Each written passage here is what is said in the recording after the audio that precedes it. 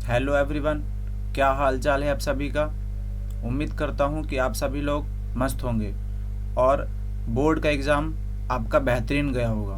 तो हम लोग आज इस वीडियो में सीबीएसई 2024 क्लास 12th के मैथमेटिक्स का क्वेश्चन पेपर डिस्कस करेंगे। तो ये जो क्वेश्चन पेपर है मेरे पास वो सेट 1 है, ठीक है। तो सबसे पहले हम सेक्शन ए, जिसमें 20 MCQ क्वेश्चन है, वो सबसे पहले सॉल्व करेंगे। तो एक फंक्शन हमें गिवन है फर्स्ट क्वेश्चन में। तो फर्स्ट क्वेश्चन में हमारे पास एक फंक्शन गिवन है R2R, इसका मतलब है डोमेन है ये, और जो ये है ये को डोमेन है, ठीक है। और जो फंक्शन गिवन है वो है x² - 4x + 5। ओके, तो इस फंक्शन का डोमेन तो रियल नंबर है, ठीक है। तो अब हमें चेक करना है कि वो इंजेक्टिव है या नहीं और सर्जेक्टिव है या नहीं, यानी 1 1 और ऑन टू चेक करना है, ठीक है। तो यदि मैं इस फंक्शन का ग्राफ ड्रॉ करूं तो ये है y और ये है x। तो जब हम इस फंक्शन का ग्राफ ड्रॉ करेंगे तो वो ऐसा बनेगा, ठीक है। और यदि मैं x एक्सिस के पैरेलल एक लाइन ड्रॉ करूं तो देखो ये जो लाइन है ना वो इस कर्व को 2 पॉइंट पे कट कर रहा है, एक यहाँ पे एक यहाँ पे। तो लेट सपोज ये पॉइंट है x1 और जो ये पॉइंट होगी x2। तो यहाँ पे दो अलग अलग x की वैल्यू के लिए हमें y की वैल्यू सेम मिल रही है, ठीक है। तो इसका मतलब ये जो फंक्शन है ये 1 1 नहीं है, ठीक है। तो अब हमें इस फंक्शन का रेंज फाइंड करना पड़ेगा, और यदि इसका रेंज कोडोमेन के बराबर है तो हम कह देंगे कि वो ऑन टू फंक्शन है, ठीक है। तो इसका रेंज कैसे फाइंड आउट करेंगे, तो इस फंक्शन को हम ऐसे लिख लेंगे f(x) = x² - 4x, और इसमें हम 2 का स्क्वायर ऐड कर देंगे और 2 का स्क्वायर सब्ट्रैक्ट कर देंगे, और ये +5 यहाँ।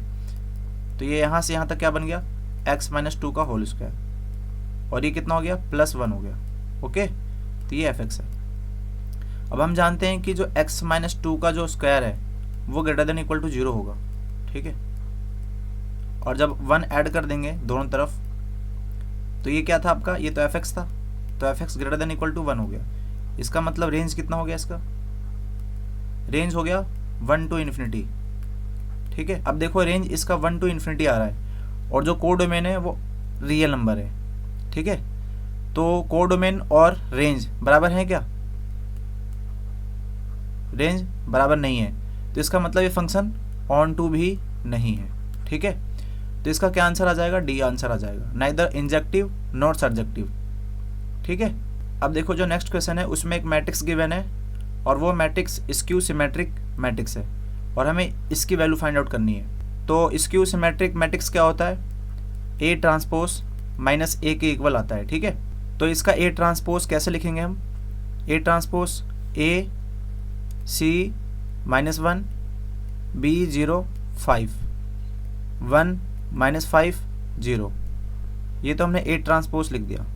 अब -A यानी इस -1 से मल्टीप्लाई कर दो इसमें, ठीक है। तो ये कितना हो जाएगा, -A - C 1, और ये हो जाएगा -B 0 - 5, और ये हो जाएगा -1 5 0।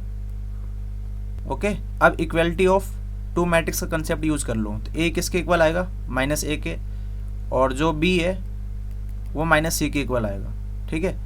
तो यहाँ से 2A की वैल्यू कितनी आ गई, 0, तो A की वैल्यू कितनी आ गई, 0, और B + C की वैल्यू कितनी आ गई, 0। हमें फाइंड आउट किसकी वैल्यू करनी थी, 2A - B + C की। तो ये तो 0 है, माइनस ये भी 0, तो आंसर कितना आ गया, 0। तो इसमें A ऑप्शन करेक्ट हो जाएगा, ठीक है। अब देखो जो नेक्स्ट क्वेश्चन है इसमें एक मैट्रिक्स गिवन है 3 ऑर्डर का, और एडजॉइंट ऑफ A की वैल्यू 8 गिवन है।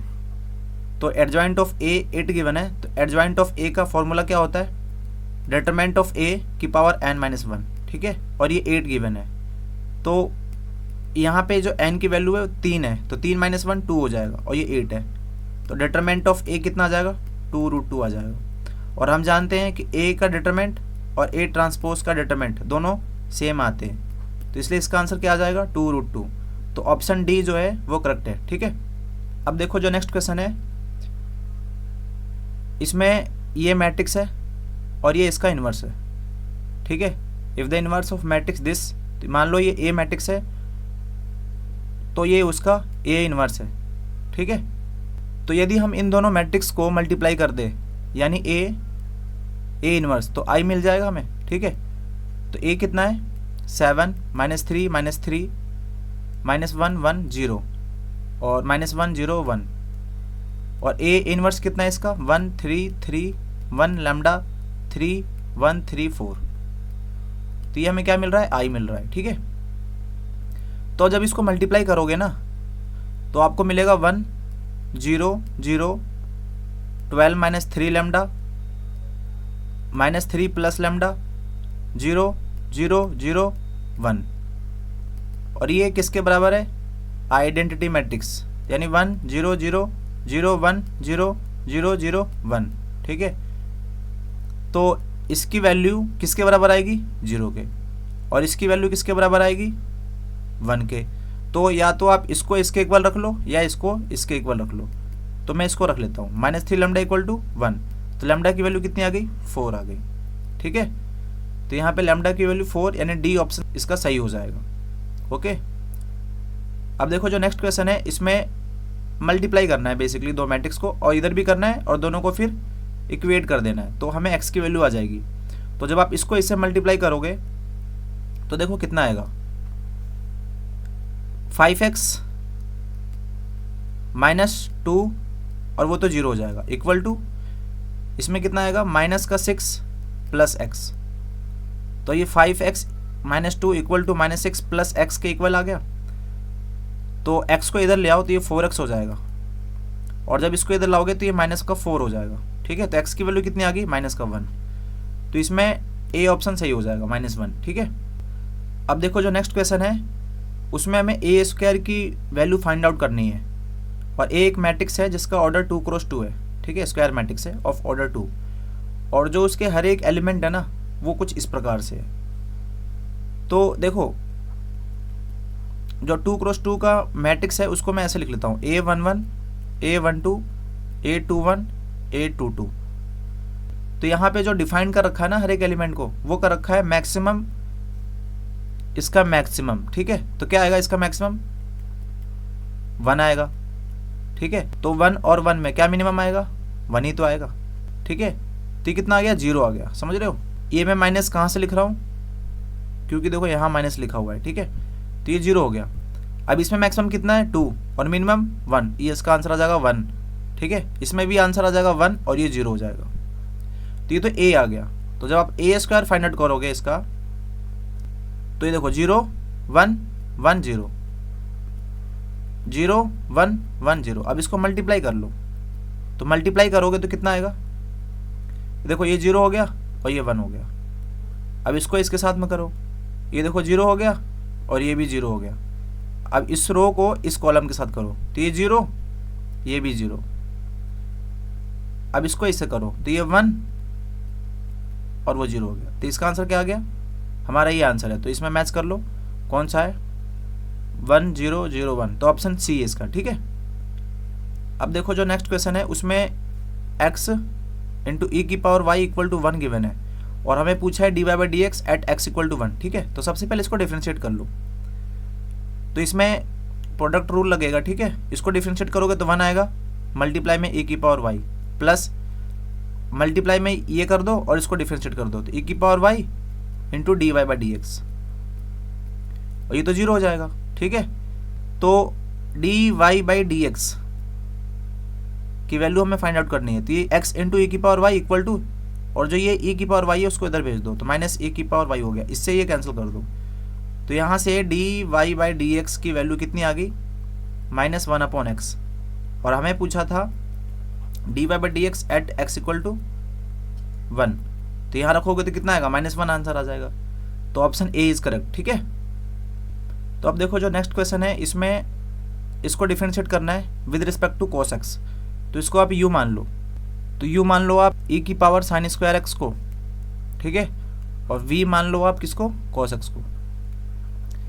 तो du/dx कैलकुलेट कर लो, तो कितना आ जाएगा e की पावर sin स्क्वायर x का e की पावर sin स्क्वायर x ही होगा, अब साइन स्क्वायर एक्स का करेंगे तो 2 sine x cos x. Okay, अब यहाँ से d v by d x निकालो तो कोस एक्स का डेरिवेटिव माइनस का साइन एक्स। ठीक है, तो अब हमें फाइंड क्या करना था, इसको डिफरेंशिएट करना था इसके रिस्पेक्ट में। तो इसको तो हमने u माना था ना, इसको u माना था, इसको v माना था, तो हमें निकालना है d u by d v. तो डी यू की वैल्यू कितनी है, ये है into 2 sine x cos x divided by d v की वैल्यू हम d v by d x put करेंगे तो कितना आ जाएगा माइनस का साइन एक्स। तो ये साइन एक्स से साइन एक्स कैंसिल, तो ये हो जाएगा 2 ई की पावर साइन स्क्वायर एक्स और ये हो जाएगा कोस एक्स और ये -2 भी है। ठीक है, तो इसका आंसर क्या आ जाएगा -2 कोस एक्स ई की पावर साइन स्क्वायर एक्स। तो इसका ऑप्शन सी करेक्ट हो जाएगा। ठीक है, अब देखो ये हमारे पास एक फंक्शन है जिसका लोकल मिनिमा बताना है कि किस पॉइंट पे लोकल मिनिमा होगा। तो एफ एक्स की वैल्यू कितनी है, x/2 प्लस 2/x। इसको डिफरेंशिएट कर लो, इसका आंसर आ जाएगा 1/2 और इसका हो जाएगा -2/x²। ठीक है, अब इसको 0 पुट कर दो, आप 0 पुट करोगे तो 1/2 इक्वल टू में 2/x² हो जाएगा। तो यहाँ पे x² की वैल्यू कितनी आ गई 4, तो यहाँ से x की वैल्यू कितनी आ गई +-2। ठीक है, तो इसका आप सेकंड डेरिवेटिव कैलकुलेट करते हैं f"x इक्वल टू, ये तो 0 हो जाएगा माइनस और इसका हो जाएगा -2 तो पहले से है ये और -2/x की पावर 3 हो जाएगी। ठीक है, तो ये हो जाएगा 4/x³। ओके, तो अब ये पॉइंट पुट कर दो, पहले x की वैल्यू 2 पुट करो आप, तो जब 2 पुट करोगे तो 4/8 हो जाएगा जो कि ग्रेटर देन 0 है। इसका मतलब ये जो पॉइंट था ना x इक्वल टू में 2 इज लोकल मिनिमा। ठीक है, तो जिसका आंसर क्या आ जाएगा, लोकल मिनिमा ही हमसे पूछा हुआ था तो x इक्वल टू में 2 आंसर आएगा इसका। ठीक है, तो ये ऑप्शन ए हो जाएगा करेक्ट इसका। ठीक है, अब देखो जो हमारे पास नेक्स्ट क्वेश्चन है, इसमें कर्व की इक्वेशन दी है y इक्वल टू में 7x माइनस एक्स की पावर 3 और इसमें ये गिवन है कि x जो है ना वो इंक्रीज कर रहा है at the rate of 2 unit पर सेकेंड। तो इसमें dx/dt गिवन है और वो कितना है 2 यूनिट्स पर सेकेंड। ठीक है, तो हमसे पूछा इन्होंने कि इस कर्व का जो स्लोप होगा वो किस रेट से चेंज होगा व्हेन x इक्वल टू में 5। तो स्लोप निकालने के लिए क्या करते हैं, हम इसको डिफरेंशिएट करते हैं तो dy/dx। ठीक है, तो कितना आ जाएगा dy/dx 7 - 3x²। ओके, तो ये स्लोप है, तो स्लोप को हम ना m से रिप्रेजेंट करते हैं। ठीक है, तो m इक्वल टू 7 - 3x² आ गया। तो अब हमें इसका क्या करना है, रेट निकालना है कि किस रेट से चेंज होगा ये। तो dm/dt कैलकुलेट कर लो, तो ये तो 0 हो गया और ये हो जाएगा माइनस का 6x। ओके, और x का करेंगे तो कितना आ जाएगा dx/dt। तो ये कितना आ गया -6x dx/dt। तो -6x dx/dt की वैल्यू कितनी है, देखो 2 है, तो कितना आ गया ये -12x। पर हमें dm/dt कैलकुलेट करना था व्हेन x इक्वल टू 5, तो कितना आ गया -12 × 5। ठीक है, तो ये माइनस का 60 आ गया। ये माइनस साइन इंडिकेट कर रहा है कि ये डिक्रीज कर रहा है। ठीक है, decreasing at the rate of 60 units पर सेकेंड। तो इसका आंसर कितना आएगा -60 यूनिट्स पर सेकेंड। ओके, क्योंकि यहाँ पर हमें जो कर्व है उसका स्लोप किस रेट से चेंज हो रहा है वो बताना है। ठीक है, तो चेंज में तो डिक्रीज भी हो सकता है और इंक्रीज भी हो सकता है। ठीक है, तो इसलिए हमें यहाँ पर माइनस साइन के साथ आंसर देना होगा। ठीक है, तो इसका करेक्ट ऑप्शन ए हो जाएगा। ओके, तो अब देखो जो नेक्स्ट क्वेश्चन है, क्वेश्चन नंबर 11, उसमें हमें इंटीग्रल की वैल्यू फाइंड आउट करनी है 1/x log x की पावर 2 × dx। तो यहाँ पर हम पुट कर लेंगे log x को t, तो इसका डेरिवेटिव कितना हो जाएगा 1/x dx equal to dt। ठीक है, तो ये i क्या हो गया, देखो dx/x ये क्या बन जाएगा dt, तो ऊपर हो गया dt अपॉन t का स्क्वायर। तो इसका आंसर कितना आ जाएगा t की पावर -2 + 1 -2 + 1 और ये हो जाएगा -1/t + c। और हमने t को क्या पुट किया था, log x पुट किया था, तो log x + c ये हमारा आंसर हो जाएगा। ओके, तो -1 upon log x plus c, option b is correct. Okay, अब देखो जो नेक्स्ट क्वेश्चन है इसमें डेफिनेट इंटीग्रल है, ये -1 to 1 है और ये है x mod x dx। तो मॉड के अंदर जो भी है उसको आप 0 पुट कर लो, तो x की वैल्यू कितनी आ गई 0, तो इसको ब्रेक कर लो आप, ये -1 है, ये 0 है, ये 1 है, ठीक है। तो इसको ब्रेक करोगे तो -1 से 0 और ये x, यहाँ पे लिखेंगे mod x की वैल्यू, प्लस ये हो जाएगा 0 से 1 और यहाँ लिखेंगे mod x की वैल्यू। तो -1 to 0 यानी 0 से छोटा है, ठीक है। देखो इस इंटरवल के लिए x जो है वो नेगेटिव है, तो जब x नेगेटिव है तो mod x -x हो जाएगा, और इस इंटरवल के लिए x पॉजिटिव है तो ये x हो जाएगा, ठीक है। तो ये माइनस ये हो गया x स्क्वायर, तो x स्क्वायर का इंटीग्रेशन x की पावर 3/3 और इसमें है लिमिट -1 to 0 प्लस इसमें क्या आंसर आ जाएगा x की पावर 3/3 0 to 1। अब लिमिट पुट करोगे तो -1/3 को तो हम बाहर ले लेते हैं, तो ये तो 0 हो गया माइनस और ये -1 प्लस 1/3 बाहर ले लेते हैं, 1 - 0 हो गया, ठीक है। तो जब आप इसको सॉल्व करोगे तो ये तो प्लस हो गया और ये माइनस, तो -1/3 यहाँ से मिलेगा और प्लस 1/3 वहाँ से मिलेगा, तो ये तो कैंसिल हो गए, आंसर आ गया 0, ठीक है। तो इसका ऑप्शन डी हो जाएगा। ओके, अब देखो जो नेक्स्ट क्वेश्चन है इसमें बेसिकली हमें एरिया फाइंड करना है और ये जो कर्व है, तो पहले यहाँ पे हम एक ग्राफ बनाते हैं, ये है x, ये है y स्क्वायर इक्वल टू में 4x है, इसका ग्राफ कैसा बनेगा, ऐसा बनेगा, ठीक है। और x एक्सिस तो ये है, x बिटवीन x की वैल्यू 0, तो x की वैल्यू 0 वाली लाइन ये है और x की वैल्यू 1 ये है, और हमें ये पूरा एरिया फाइंड आउट करना है, ठीक है। तो सबसे पहले हम ये ऊपर वाले का एरिया फाइंड आउट करेंगे, ये वाला, ठीक है। सपोज ये a है, तो a की वैल्यू कितनी आ जाएगी, तो इसको हमें इंटीग्रेट करना पड़ेगा 0 to,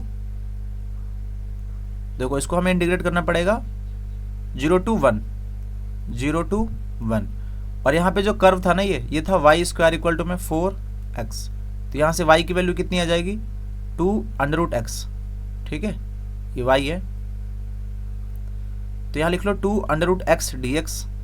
तो अब इसको सॉल्व करते हैं, 2 कांस्टेंट है बाहर आ जाएगा, अब ये √x है तो इसकी इंटीग्रेशन की वैल्यू कितनी आ जाएगी 3/2, 2/3, ओके, और ये 0 to 1 है, तो ये तो 4/3 हो गया और ये 1 - 0 हो गया, यानी 4/3 आ गया, ये इसका एरिया आया है, ठीक है। हमें तो पूरा क्या कैलकुलेट करना था, तो जो पूरा आंसर जो होगा ना पूरा 2 हो जाएगा, यानी 2 × 4/3 यानी 8/3 हो जाएगा, ठीक है।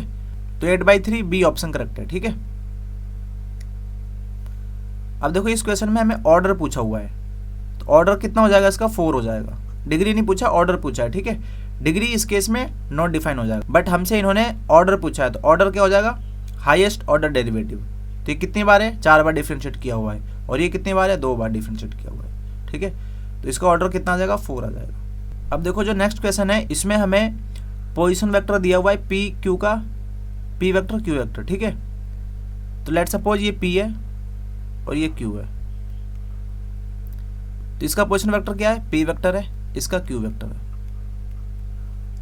और जो आर पॉइंट है ना वो डिवाइड कर रहा है इस पी क्यू को, सपोज ये आर है, सपोज ये पॉइंट आर है, ठीक है।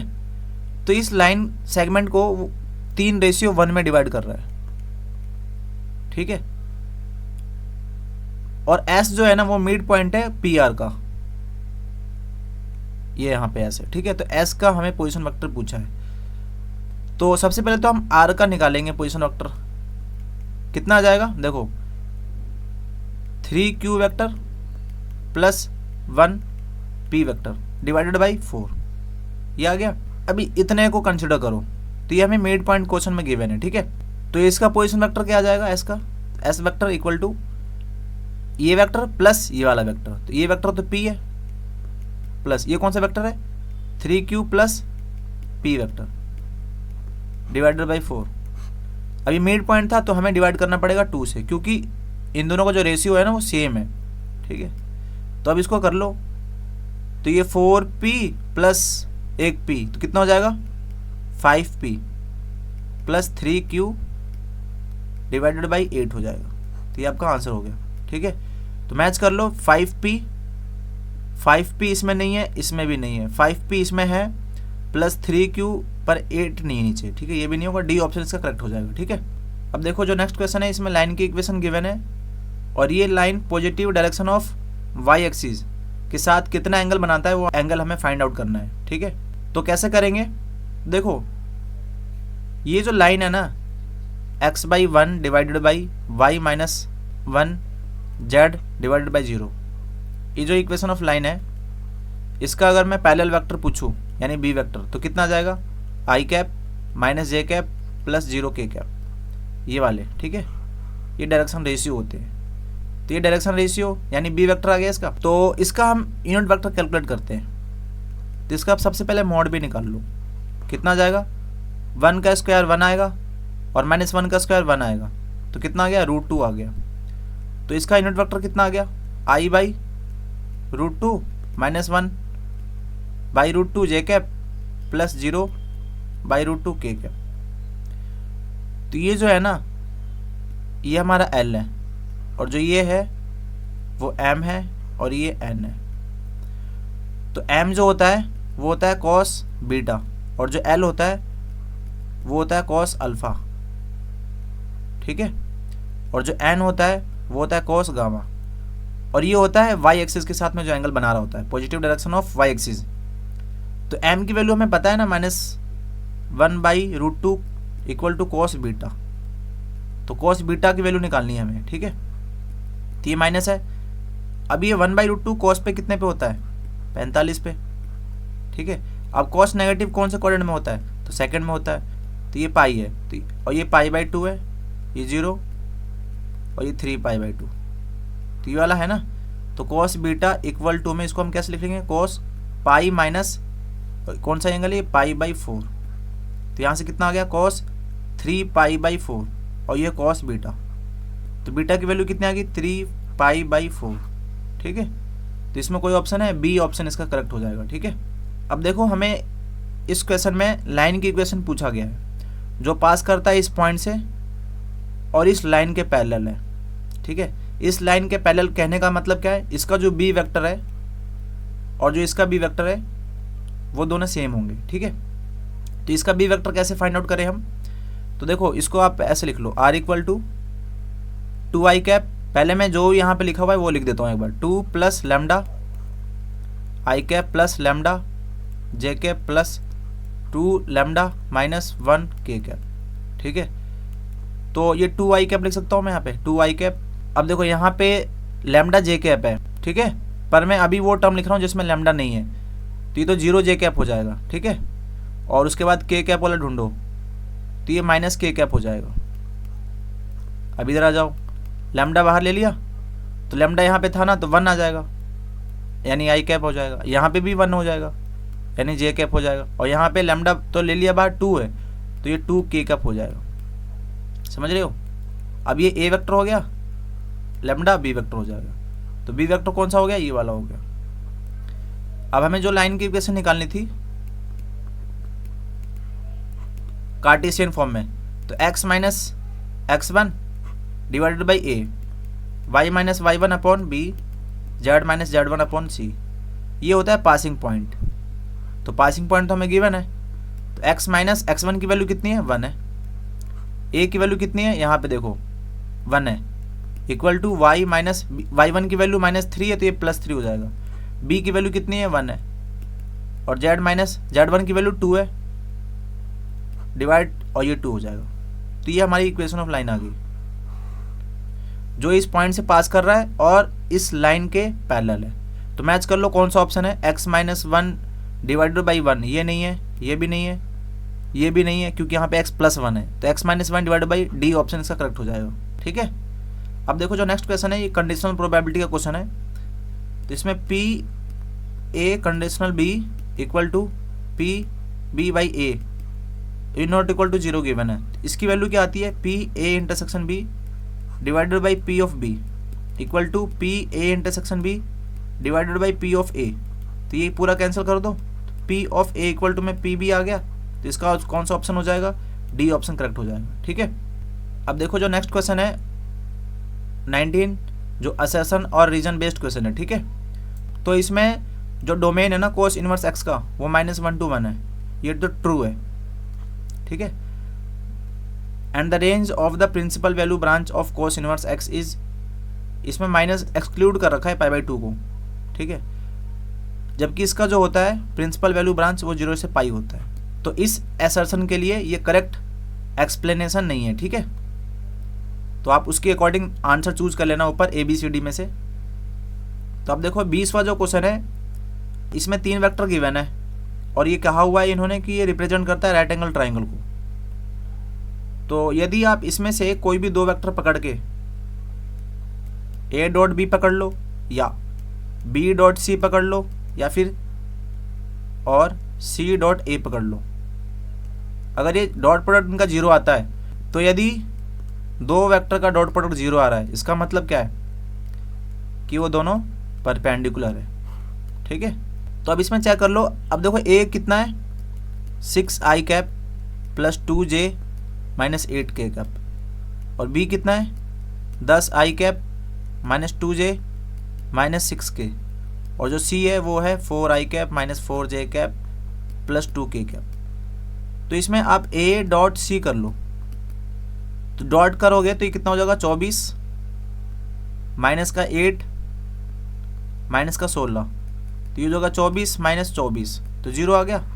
इसका मतलब A वेक्टर और जो C वेक्टर है वो परपेंडिकुलर है, ठीक है। तो यदि मैं इसका एक डायग्राम बनाऊं तो देखो ये है आपका A वेक्टर और ये परपेंडिकुलर है ना C वेक्टर के, तो ये मान लो आपका C वेक्टर है, और आपका जो B वेक्टर है ना वो ये है, ओके। और ये यहाँ पे 90 डिग्री का एंगल है क्योंकि A वेक्टर और C वेक्टर परपेंडिकुलर है, ठीक है। तो ये तो ट्रू है। अब देखो इसको जो रीजन दिया हुआ है ना, 3 non-zero vectors of which none of 2 are collinear form a triangle if their resultant is 0 vector और sum of any 2 vector is equal to the third side. तो इसमें चेक करते हैं कि ये कंडीशन फुलफिल करती है कि नहीं। सम ऑफ एनी 2 वेक्टर, तो अगर हम इसको पकड़ लें, इसको और इसको, अगर इन दोनों को ऐड करते हैं यानी A प्लस C वेक्टर को, तो कितना मिलता है 10i कैप मिलेगा, और यहाँ से माइनस 2j कैप मिलेगा, और यहाँ से माइनस का 6k कैप मिलेगा, ठीक है। जब हमने इसको और इसको ऐड किया तो हमें थर्ड वेक्टर मिल गया। चेक कर लो ये दोनों बराबर है, तो ये भी ट्रू है, ठीक है। ये करेक्ट एक्सप्लेनेशन है इसके लिए, ठीक है। अब देखो ये सेक्शन B का क्वेश्चन है, ये सारे 2-2 मार्क्स के हैं। इसमें ये गिवन है π/3 k की वैल्यू पूछी है, ये k की वैल्यू। तो देखो यहाँ पे साइन इनवर्स और अंदर है k tan 2 कोस इनवर्स √3/2 π/3।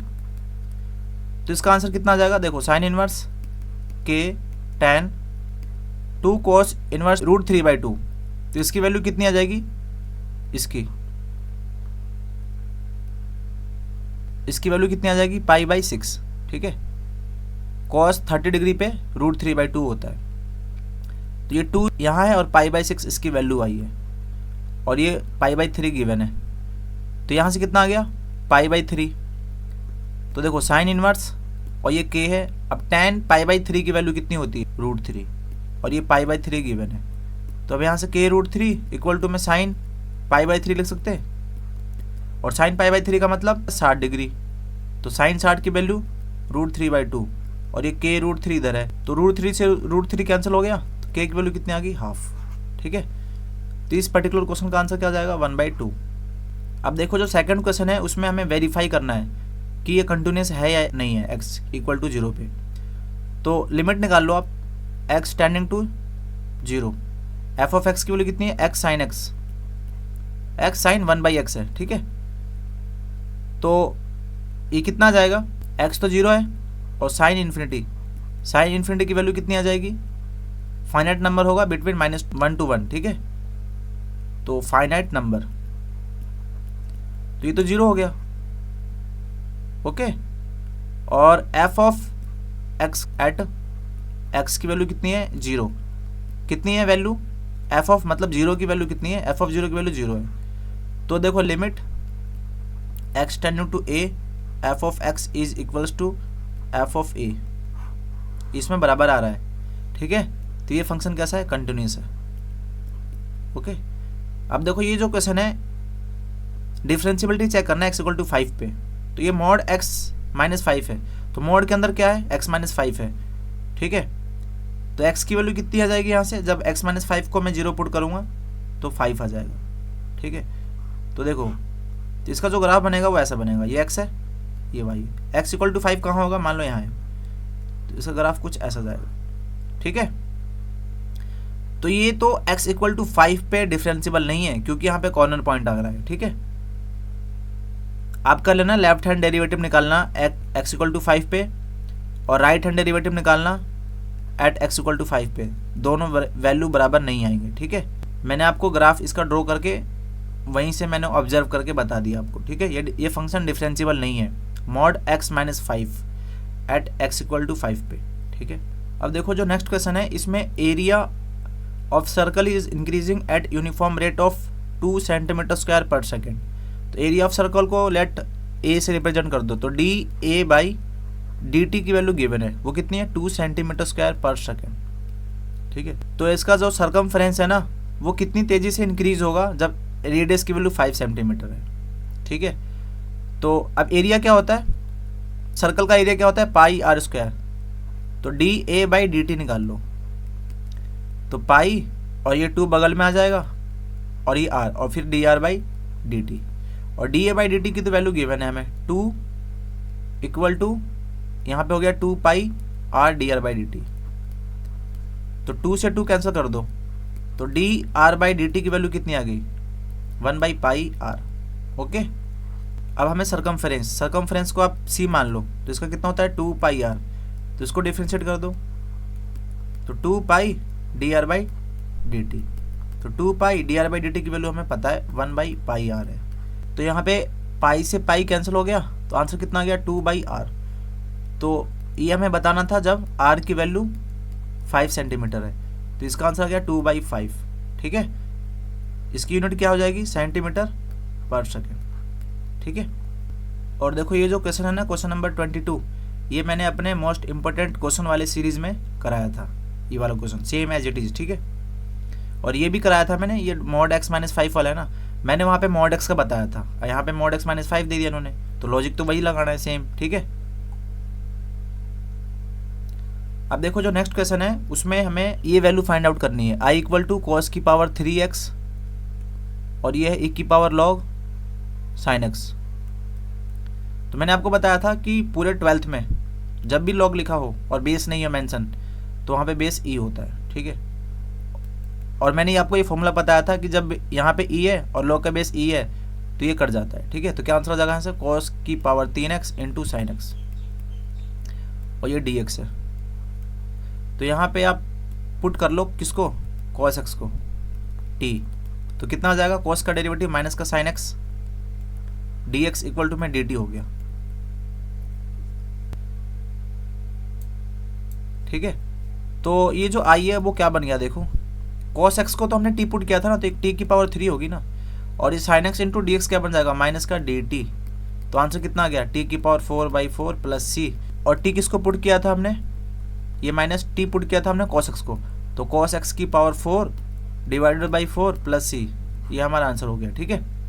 अब देखो और में एक और क्वेश्चन है, किसी स्टूडेंट ने तो ये क्वेश्चन किया होगा अटेम्प्ट, और किसी स्टूडेंट ने ये अटेम्प्ट किया होगा क्वेश्चन, ठीक है। तो ये कैसे करोगे, देखो 1 अपॉन क्वाड्रेटिक है ना ये, तो नीचे क्या करोगे आप, मेथड ऑफ कंप्लीटिंग स्क्वायर से सॉल्व कर लोगे इसको, ठीक है। तो जब आप सॉल्व करोगे ना तो ये ऐसा आएगा, dx अपॉन x माइनस 2 का होल स्क्वायर माइनस 3 का स्क्वायर, और यहाँ पे माइनस का साइन भी आएगा, क्यों, सबसे पहले हम यहाँ पे क्या करेंगे, -1 को कॉमन लेंगे ताकि एक्स स्क्वायर कोएफिशिएंट पॉजिटिव बन जाए। तो ये माइनस, अब यहाँ पे फॉर्मूला लगा दो, कौन सा फॉर्मूला लगेगा, 1/2a, a की वैल्यू कितनी है 3 लॉग, पहले x आ रहा है तो x माइनस a यानी x minus 2 minus 3 divide by x minus 2 plus 3 plus c, तो इसका क्या आंसर आ गया 1/6 लॉग, ये हो जाएगा x माइनस का 5 divided by x plus 1 plus c, ये इसका आंसर हो गया, ठीक है। और ये माइनस भी है, ये माइनस भी आएगा यहाँ पे, -1/6 log mod x - 5 divided by x + 1 + c, ये आंसर इसका। ठीक है, अब देखो जो नेक्स्ट क्वेश्चन है, क्वेश्चन नंबर 25, इसमें वेक्टर इक्वेशन निकालनी है हमें लाइन की, और वो पास कर रहा है 2, 3, -5 से, और इक्वल एंगल फॉर्म कर रहा है विद द कोऑर्डिनेट एक्सिस। ठीक है, हमें कौन सा इक्वेशन निकालना है? वेक्टर इक्वेशन, यानी r इक्वल टू में a plus lambda b vector. a vector तो हमें गिवन है इसमें, a वेक्टर कितना है? 2i cap plus 3j cap minus का 5k cap, lambda b vector. बस b वेक्टर हमें फाइंड आउट करना है। वो कैसे फाइंड आउट करेंगे? तो देखो यहाँ पे जो लाइन है ना, वो कोऑर्डिनेट एक्सिस के साथ में इक्वल एंगल फॉर्म कर रहा है। तो यानी देखो, अगर मान लो ये x है, ये y है, तो ये z है, तो मान लो कोई लाइन है, इससे भी अल्फा बना रहा है, y के साथ भी अल्फा बना रहा है, z के साथ भी अल्फा बना रहा है, इक्वल एंगल फॉर्म कर रहा है। ठीक है, तो यहाँ पे जो रिलेशन होता है cos square alpha plus cos square beta plus cos square gamma equal to 1 होता है ना, l square plus m square plus n square equal to 1। तो यहाँ पे सभी वैल्यू सेम है, तो यहाँ भी अल्फा लिख लो, यहाँ भी अल्फा लिख लो, तो ये कितना हो जाएगा? 3 cos स्क्वायर अल्फा, वैल्यू 1 आ जाएगी। तो cos स्क्वायर अल्फा की वैल्यू कितनी आ गई? 1/3। तो cos अल्फा की वैल्यू कितनी आ गई? +-1/√3। ठीक है, तो यानी l जो है, l, m और n सब बराबर है। ठीक है, क्योंकि l की वैल्यू कितनी होती है? cos अल्फा, और m की वैल्यू cos बीटा, n की वैल्यू cos गामा, पर यहाँ पे एंगल जो फॉर्म हो रहा है वो सब बराबर है, तो ये सारी इन सब की वैल्यू भी सेम आएगी। तो l वैसे होता क्या है? x/r। r क्या होता है? ये होता है मॉडुलस। ठीक है, और x क्या होता है? x कंपोनेंट होता है। ठीक है, डायरेक्शन रेशियो का x कंपोनेंट होता है। ठीक है, अगर मान लो मेरे पास कोई वेक्टर है r equal a i cap plus b j cap plus c k cap, तो ये है यहाँ पे x कंपोनेंट a। अब देखो ये r क्या है? इसका मॉड। ठीक है, मैग्नीट्यूड। तो यहाँ पे l की वैल्यू कितनी आ रही है? 1/√3। तो इसको आप 1/√3 कर लो, इक्वल कर लो, क्योंकि हमें x की वैल्यू चाहिए, और r हमें पता है ना, r कितना है इस केस में? x की वैल्यू 1 है और r √3 है। ठीक है, उसी प्रकार y की वैल्यू भी 1 आएगी और r √3 ही आएगा। ठीक है, z भी 1, r √3 आएगा। तो यहाँ पे जो वेक्टर है ना, ये b वेक्टर, ये क्या हो जाएगा? i cap plus j cap plus k cap. ठीक है, और जब आप इसका मैग्नीट्यूड निकालोगे तो वो ये आएगा, √3 आएगा। ठीक है, और उसको डिवाइड कर दोगे तो वो आपको 1/√3 1/√3 1/√3 यहाँ पे आ जाएगा। ठीक है, तो इसका आंसर ये हो जाएगा 2i cap plus 3j cap minus 5k cap plus lambda bracket i cap plus j cap plus k cap. ठीक है, तो ये आपका आंसर हो जाएगा। तो इस वीडियो में बस इसी सेक्शन तक का डिस्कस करेंगे, नेक्स्ट वीडियो में हम सेक्शन सी से डिस्कस करेंगे।